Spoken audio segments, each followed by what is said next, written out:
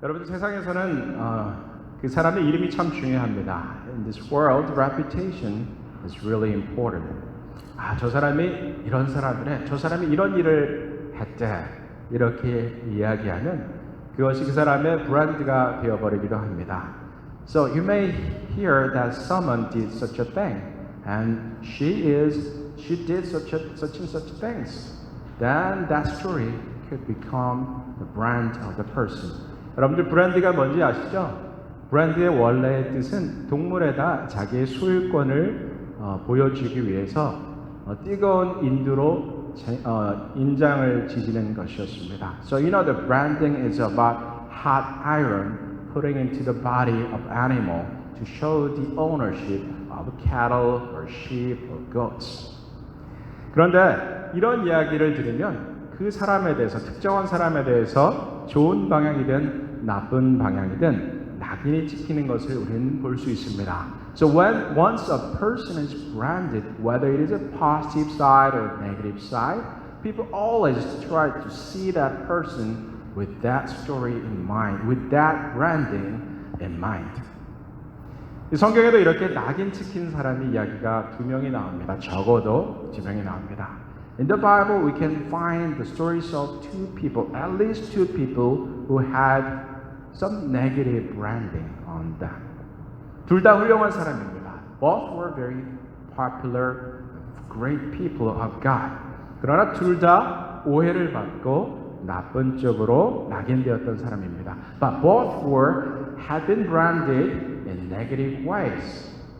그리고 이 두 사람은 신기하게도 같은 사람에 의해서 그의 명성과 사명, 이름을 회복하게 되는 과정을 걷게 됩니다. And ironically, these two people experience regaining, restoring one's reputation and ministry by one person. 그 사람이 누구인지 여러분들 아마 어린이 설교를 통해서 잠깐 힌트를 얻으셨겠지만 이렇게 나쁜 명성을 얻었다가 회복된 사람, 첫사람은 바로 바울입니다.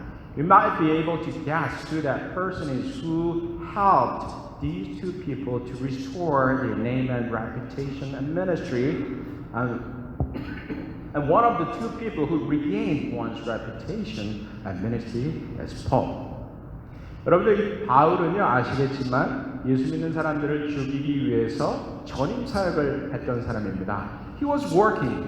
Paul was working full time to persecute Christians. 그냥 가끔 가서 그리스도인들을 박해하는 것이 아니고 온갖 권위를 다 동원해서 그리스도인들을 감옥에 가두거나 죽음의 자리에 몰아넣습니다.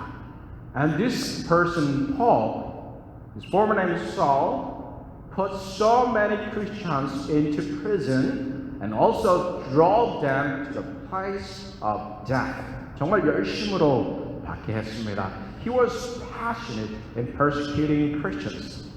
그런데 그는 자기가 하나님의 일을 하고 있다고 믿었죠. But ironically, he totally believed that he was doing God's ministry. 그저 그는 정말 잘못된 일을 하고 있다는 생각은 전혀 하지 못하고 그저 열심히 예수 믿는 사람들을 감옥에 가두고 죽음의 자리로 몰아갔던 것입니다. I think he never had thought that he was doing something wrong, but he was just passionately imprisoned Christians and drove them to the places of death. 최근에 제가 알게 된 한 변호사가 한 분 있습니다. Recently I became acquainted with a lawyer in town.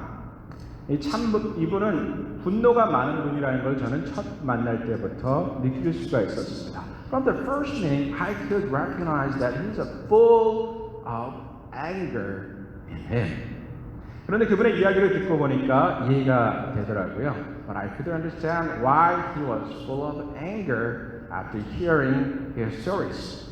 동양인이 전혀 없는 지역으로 아직 어릴 때 초등학생 때 이민을 왔답니다.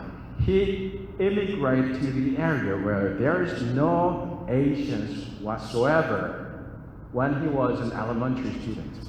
그런데 이 지역에서 이 사람이 어떤 취급을 당했냐면 보는 사람마다 이분을 때렸답니다. And then he was treated in this way. That whoever saw him hit him on the face, hit him on the back, head. 그냥 이유 없이 때린 겁니다. People were hitting him, mocking him for no reason. 그래서 이분이 너무너무 분노가 가득 차게 되었습니다. So he became filled with anger because of all those people who abused him badly. 그래서 이분은 자라서 법대에 갔고요. 그리고 연방 검사가 되었습니다. So he studied really hard, went to law school, and became a federal prosecutor. 그리고 이분이 정말 많은 사람을 감옥에 집어넣었다고 말하시는 것이었습니다. And he told me that he put so many people into jail. 이분이 왜 이렇게 많은 사람들을 감옥에 넣겠습니까? Why do you think he had done putting so many people into prison? 여러분도 아시겠지만 검사는요 똑같은 범죄를 가지고 기소를 할 수 있고 안 할 수 있는 권위가 있습니다. As we know, the prosecutors have the power and authority to decide over whether he's going to prosecute someone or not. 여러분 똑같은 죄를 짓고도 검사가 이 사람을 기소하기로 하면 기소당해서 재판정에 가는 것이고 검사가 기소하지 않기로 하면 뭐 그냥 dismiss가 되는 것이죠. So the prosecutors have the authority over one's fate. Whether the prosecutor would accuse someone or not. 이 검사의 권위는 막강합니다. 판사도요, 검사가 기소한 내용 이상으로 형량을 주지는 않습니다. 보통 검사가 심한 형량을 구하고 판사는 그것과 변호사가 요구하는 것 사이에서 중간에 선택을 되게 하는데 그만큼 검사의 역할이 중요한 것이죠. 그런데 이 사람이 이렇게 많은 사람들을 감옥에 넣었다는 것은 바로 그분의 분노가 그분의 일 속에서 드러난 것이 아닐까 생각을 해봅니다. After hearing his stories of putting so many people into prison, I thought perhaps he was so passionate in putting people into prison because of his strong anger that he had built since early ages. 아마 복수하고 싶은 마음이 있었겠죠. Perhaps he wanted to revenge to the people who abused him. 아마 그래서 열심히 일했을 것이고 더 엄한 벌로 사람들을 기소했을 것 같습니다. Perhaps he was prosecuting with severe punishment as he was working as a federal prosecutor. 저는 사도 바울이 이런 사람이 아니었을까 생각해 봅니다. I think it's perhaps the passion that Apostle Paul had could be analogous to the passion that this prosecutor had. 이 사도 바울은요 그리스도인들이 자기가 너무 사랑하는 하나님의 이름을 망령되이 일컫는 사람들이라 믿었습니다. Paul, before the conversion, believed that Christians were called the people who call God's name in vain. The God he dearly loves, passionately follows. 아마 이 사람 바울은 하나님을 위해서 자살폭탄 테러를 해라 해도 아마 했을 그런 사람이었을 것입니다. 자, 그런 사람이 다메섹으로 가는 도중에 예수님을 만났습니다. Such a person, Paul, met Jesus on his way to Damascus. 다메섹에는 왜 가고 있었습니까? 여러분들 지금 다메섹의 시리아의 수도입니다. 완전히 파괴되고 있는 도시입니다. You know, Damascus is the capital city of Syria. It's almost like 70-80% destroyed because of the civil war. And on his way to Damascus, he met Jesus. Why he was heading to Damascus? Because he wanted to persecute Christians in Damascus. 다메섹에 있는 그리스도인들을 잡아다 옥에 가두고 박해하기 위해 가던 중에 예수님을 만난 것이죠. 자, 바울이 이렇게 예수님을 만난 뒤에 그는 완전히 변화되었지만 그리스도인들은 그를 믿을 수가 없었습니다. Yes, indeed, Paul met Jesus on his way to Damascus and became a totally different person, but Christians could not believe him that he became a Christian. 그래서 그리스도인들은 이 바울을 무서워하고 있었습니다. So Christians were afraid of Paul. 그런데 반면 유대인들은 바울을 배신자로 보았죠. But in contrast, Jewish people were seeing Paul as a betrayer. So they wanted to kill Paul. 그래서 바울을 죽이려고 했습니다. 그래서 바울의 안전을 걱정한 그리스도인들 형제들에 의해서 바울은 이 다메섹에서 몰래 바울의 고향인 다소로 보내집니다. So the brothers in Christ wanted to protect Paul and secretly sent him to Tarsus, which is Paul's hometown. 여러분들 제가 실수했습니다. 바로 지금 다소로 간 것이 아니고 아라비아 광야로 나갑니다. I forgot about this. I forgot the middle part. First he was sent to Arabian wilderness. 이 광야에서 3년을 혼자 살아갑니다. And Paul lived in the wilderness for 3 years. And after that he went to Jerusalem. 그 이후에 바울은 예루살렘으로 갔습니다. 그런데 예루살렘에서도 똑같은 문제가 바울에게 생깁니다. And in Jerusalem he experienced the same problem. 어떤 문제입니까? 자기를 의심하는 그리스도인들. 그 반면 또한 자기를 죽이려는 유대인들을 그는 마주해야 했다는 것입니다. So he had to deal with suspicious Christians about his intention. They thought Paul is a spy of Jewish community that he wanted to kill and persecute more Christians. 반면 유대인들은요, 역시 마찬가지로 바울을 배신자로 보고 그를 죽이려고 들었습니다. And the Jewish people wanted to kill him. It was the same situation 3 years ago. 3년 전이랑 똑같은 상황이죠. 이때 이제 바울은 이 바울을 보호하기 위해서 모인 예루살렘 형제들에 의해서 그의 고향인 다소로 보내집니다. And now Paul is sent to Tarsus, to his hometown. 바울이 이 다소에서 몇 년을 보냈는지 아십니까? Do you know how many years Paul had to stay there? 바울이 여러분들 아주 탁월해서 개종한 다음에 바로 위대한 사역자가 됐을 것 같죠? 그렇지 않습니다. You may think that Paul became a great worker for Jesus Christ right after his conversion, but it is not the case. 바울이 다소에서 무려 13년을 이름 없이 지냅니다. Paul had to live in Tarsus, his hometown, for 13 years without doing anything special. 그러면 어떻습니까? 바울이 지금 3년 광야에서 보냈고 13년 다소에서 보냈으니 무려 16년이라는 시간을 일하지 않고 보낸 겁니다. Look at this. Paul spent 3 years in the wilderness and 13 more years in Tarsus without doing anything special after his dramatic conversion. 자, 그 엄청난 개종의 사건, 예수 그리스도의 음성을 듣고 빛 가운데 장님이 되었다가 눈을 뜨는 그 엄청난 기적을 경험했던 바울이 16년이라는 시간을 특별히 아무 일 하는 것 없이 보내야 했다는 것이죠. So he had to stay 16 years without doing anything special. 그런데 그를 찾아간 사람이 있었으니 바로 바나바입니다. But there is someone special who visited Paul in Tarsus, and his name is Barnabas.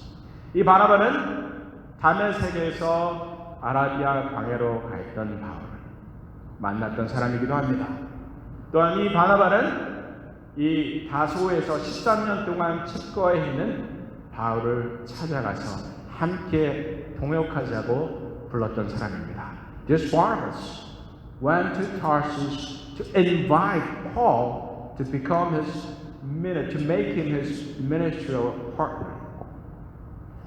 당시 무슨 일이 있었습니까? 예루살렘의 스테반의 일로 그리스도인들에 대한 큰 박해가 있었죠. Because of Stephen's incident, there was a great persecution in Jerusalem. 그래서 예루살렘에 모여있던 그리스도인 공동체가 각지로 흩어지게 됩니다. So those Christians who were gathered in Jerusalem began to split all over the area in Asian Minor. 소아시아 지역 전역으로 퍼지게 되는 것이죠. 즉 박해 때문에 교회가 널리 퍼져서 성장할 수 있게 된 것입니다. And because of the persecution, church grew beyond the city of Jerusalem. 예루살렘에만 있던 교회가 예루살렘 밖으로 퍼져나게 되게 되었으니 이것이 바로 박해 때문이었습니다. 즉 박해가 교회를 성장케 하는 위대한 공연이 되었다는 것이죠. So the persecution had become a great momentum for Jerusalem church to spread out all over the country. 자, 그때 안디옥에도 예루살렘 교회에 있던 사람들이 갔고 그 지역에서 교회가 생긴다는 이야기를 사람들이 예수님을 믿기 시작했다는 이야기를 들은 예루살렘 교회 지도자들이 보낸 사람이 바로 바나바였습니다. So when the people, the leaders of Jerusalem church heard that there are some Christians in Antioch, they decided to send someone special to lead the ministry in Antioch, and that was Barnabas. 이 바나바가 안티옥에 가서 목회를 했습니다. So Barnabas was the senior pastor of the church of Antioch. 자, 이 안티옥 교회는 아주 중요한 교회입니다. This church of Antioch is very important. 왜 중요합니까? 첫째는 이방인의 교회로 처음으로 세워진 교회입니다. So the church of Antioch is the first church for Gentiles. 이방인들 중에서 처음으로 세워진 교회가 바로 안티옥 교회라는 것이죠. 두 번째로는 이 안티옥 교회가 바로 우리 그리스도인들이 그리스도인으로 칭함받게 된 첫 번째 지역이었습니다. And the Antioch is the first place that Christians began to be called as Christians. So it is very significant place. 그런데 이 안디옥에 사역하던 바나바가 지금 고향 다소에서 13년이나 집거하며 특별한 일을 하지 못하고 지내던 바울을 찾아가서 나와 함께 사역하자고 부른 것입니다. So Barnabas went to Tarsus and invited him to become his fellow minister for the church of Antioch. 그렇다면 바나바가 없는 바울이 있었습니까? So is it possible for Paul to be Paul as we know without the help of Barnabas? 여러분들 사울은 그 레퓨테이션이 아주 좋지 않았습니다. 그리스도인들도 좋지 않게 생각했고 유대인들도 그랬습니다. Paul's reputation was not that great. Christians were suspicious of him. Jewish people wanted to kill him. But only Barnabas remembered him, encouraged him, invited him to become his fellow workers for Jesus Christ. 자, 그 덕분에 바울은 자기의 명성과 사역을 회복하게 됩니다. And thanks to Barnabas, Paul could regain his reputation and his ministry. 그래서 안티옥으로 간 바울이 바나바와 함께 사역하다가 1차 전도 여행을 가게 되죠. So Paul began to work with Barnabas in Antioch, and two leaders of the Antioch church went to first mission trip all around the area of Asia Minor. 소아시아 전 지역으로 1차 전도 여행을 가게 되니 그것이 바로 이 바울을 초대한 바나바, 그와 함께 사역했던 바울, 그리고 이 두 사람에 의해서 이루어진 사역이 바로 1차 전도 여행이었습니다. 그런데 1차 전도 여행 중에 특별한 일이 하나 있었어요. But during the first mission travel, there was something significant happened, which is about Mark. 바로 마가에 대한 것입니다. 여러분들 마가 하면 마가복음이 생각나시죠? If you say Mark, then you may remember the Gospel of Mark. 이 마가는요, 사실 전도여행을 따라다니다가 포기하고 집에 갔습니다. As a matter of fact, Mark dropped out of mission trip and went back home. 저도 선교여행을 많이 다녀봤습니다. I have been to mission trip many times. And sometimes I felt like I really want to go back home. Why? Because for many reasons. 선교행하다가 집에 가고 싶은 때 많이 있었어요. 저는 무전 여행으로 한국 전도여행도 다녀봤고, 뭐 처음에 필리핀으로 시작해서 일본, 말레이시아, 싱가포르, 인도네시아, 중국, 뭐 그다음 잘 생각도 안 나는데 많은 나라에 선교회를 갔습니다. I've been to many countries as for short-term mission trip, and sometimes I really wanted to go back home because of food, because of weather, because of lodging, because hostile people, because of many issues. 마가가 이렇게 선교행 다니다가 포기하고 집에 돌아갔어요. So Mark gave up during the mission trip, and he went home. 그런데 때가 이르러서 바울과 바나바가 2차 전도 여행을 가게 되었습니다. But later on, Paul and Barnabas decided to go to second mission trip. 이때 어떤 일이 일어납니까? 바나바는 그때 포기하고 돌아갔지만 다시 마가에게 기회를 주기를 원했습니다. Barnabas wanted to give a second chance to Mark. 그런데 바울은 뭐라고 했냐면 그때 우리를 버리고 갔던 사람을 다시 청해서 기회를 주는 것은 옳지 않다라고 바울이 이야기합니다. But Paul was against Barnabas. We do not want to travel with someone who deserted us, abandoned us during the mission trip. So I do not want to go with Mark. 이때 바울과 바나바가 갈라서게 되죠. So Paul and Barnabas split into two different ways at this point. 자, 만약에 바나바가 바울처럼 마가를 포기했다면 어떤 일이 일어났을까요? Do you know what would happen if Barnabas gave up on Mark? Just like Paul wanted to do. Then, do you know what could happen? 제일 중요한 것은요, 우리가 성경에서 아주 중요한 역할을 하고 있는 마가복음 그리고 베드로 전후서를 우리는 볼 수 없게 되었을 것입니다. Most importantly, if Barnabas gave up on Mark, that we couldn't have the book of Mark and First and Second Peter's. 왜 그렇습니까? 마가복음 아주 중요합니다. The Gospel of Mark is very important. 왜냐하면 마태, 마가, 누가, 요한복음 4개 중에 마가복음이 제일 먼저 쓰여졌습니다. Why the Gospel of Mark is important? Because the Gospel of Mark was written first before Matthew, Luke, and John. 그리고 다른 복음서의 저자들은 이 마가복음을 참조로 해서 자기의 경험과 덧붙여서 마태복음, 누가복음, 요한복음을 쓴 것으로 보여집니다. And Mark, the Gospel of Mark, was a text for other writers of the Gospel as they were writing the Gospel of Mark, Gospel of Luke, and Gospel of John. 마가복음이 없이는 마태복음도 누가복음도 요한복음도 오늘날과 같은 형태로 존재할 수 없었습니다. So without the Gospel of Mark, we couldn't have Gospel of Matthew, Luke, and John as we know. As it is today. 베드로 전후서는 왜 그렇습니까? Then how about First and Second Peter? 베드로는요 어부였어요. Peter was a fisherman, right? He was a fisher, and he was not educated at all. He could not read and write. He could speak Aramaic.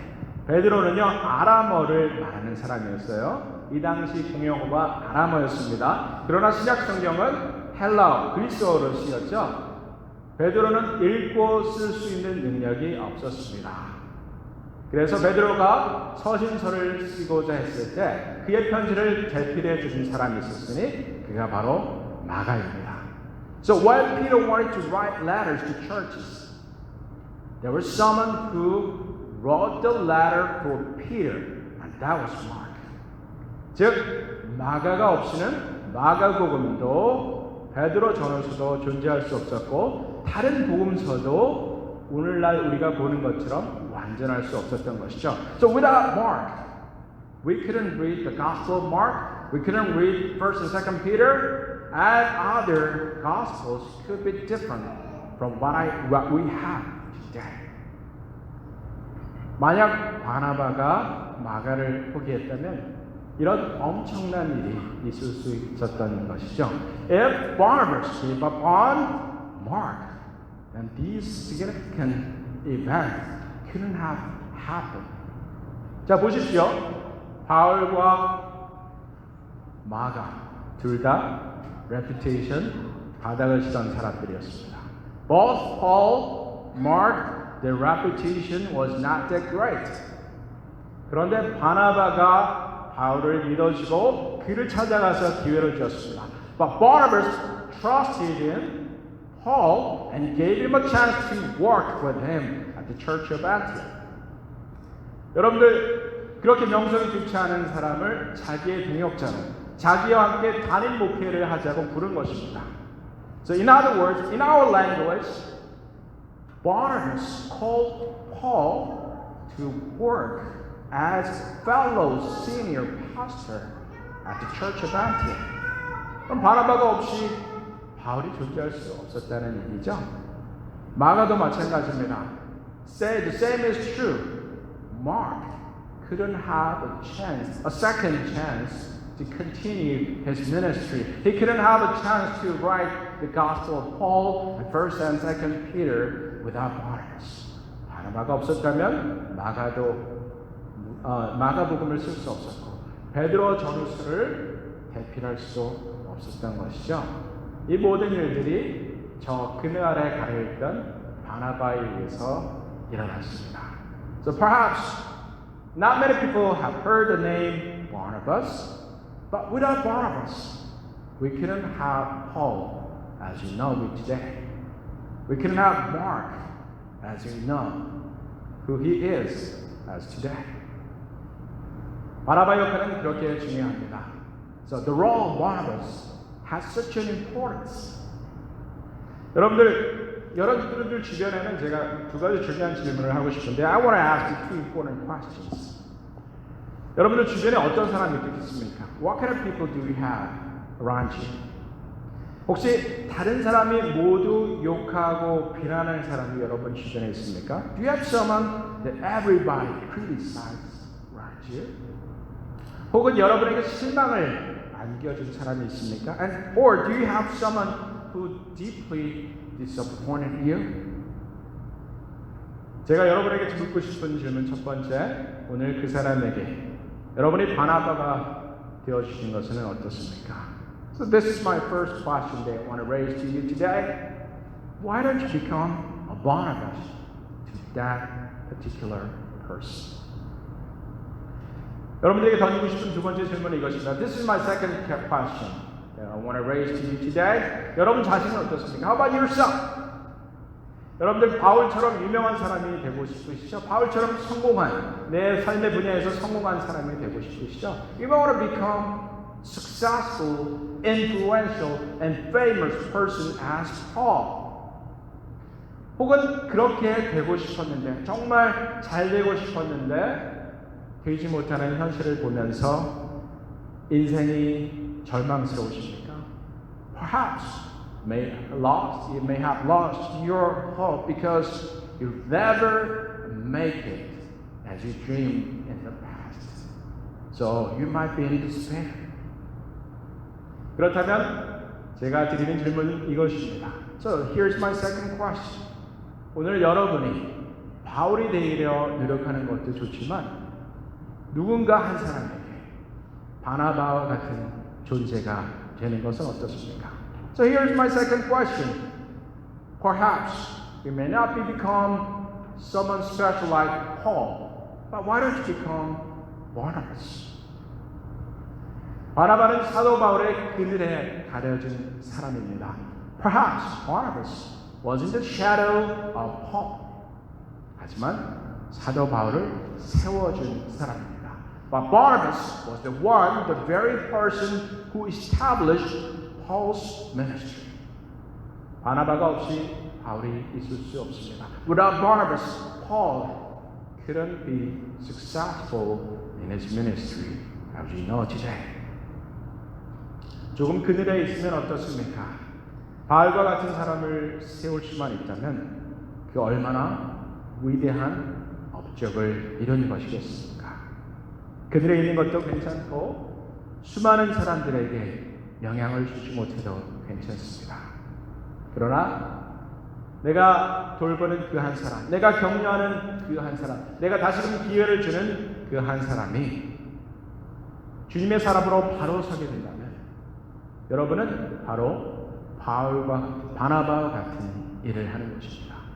여러분은 바로 바울과 같은 사람을 세우는 사람이 되는 것입니다. So you might think you are living in the shadow of someone else.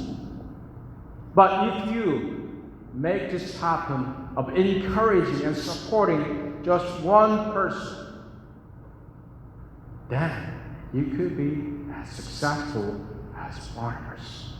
이것이 여러분의 가족일 수도 있습니다. 여러분의 직장 동료일 수도 있습니다. 여러분의 자녀일 수도 있습니다. Perhaps it could be your children, your family members. Perhaps it could be your colleague, your friend. 우리는 바울처럼만 되려 살 것이 아니라 때로는 우리가 바나바의 모습으로 우리 주변의 사람들에게 그 사람을 세워주고 그가 주님의 일을 감당할 수 있도록 힘을 주는 사람이 되어야 할 것입니다. So perhaps we have to become Barnabas to someone. That could be a very, very important ministry that God calls us to do today.